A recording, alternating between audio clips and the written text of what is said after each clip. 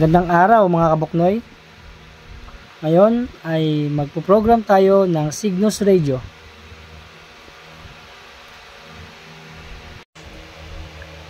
Okay, una, i-open natin ang radio. I-check natin kung naka-frequency mode siya. Ngayon, naka-channel mode. Off natin. Then, long press natin yung menu. Open natin ang radio para mapunta siya sa frequency mode. Sa frequency mode kasi nakakapag-program at nakakapag-input ng frequency. Example frequency natin is 140 MHz. Next, yung ating shortcut papunta rin sa kanyang receive CTCSS o yung kanyang RCTCS. Ito yung tone na kung saan nakakapag-block ng unwanted signal pag naka-on yung ating tone.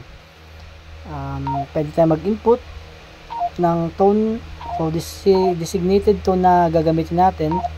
Example is 100.0.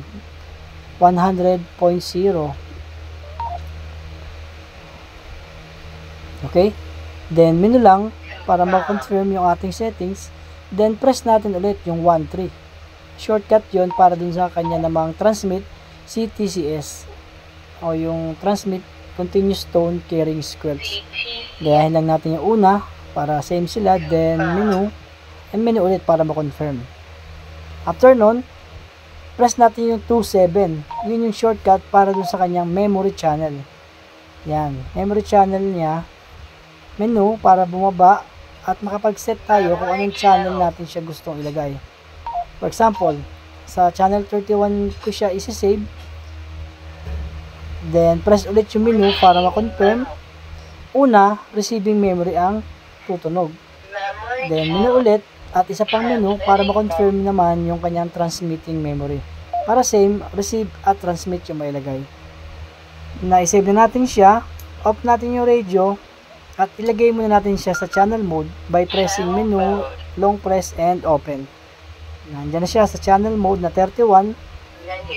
Kung i-check natin yung kanyang frequency, menu 21 lang. Shortcut yun sa MDFA para makita natin yung mga channel, name, and frequency. Lagyan natin siya sa frequency. Makita natin 140.00 na nasa channel 31. Okay, ibalik na natin siya sa display na naka-channel para hindi kita yung frequency natin. Confirm. Yan. Yan. Menu para ma-confirm and exit. Yan. Na-save na natin siya sa channel 31. Okay? Please like and share Buknoy TV.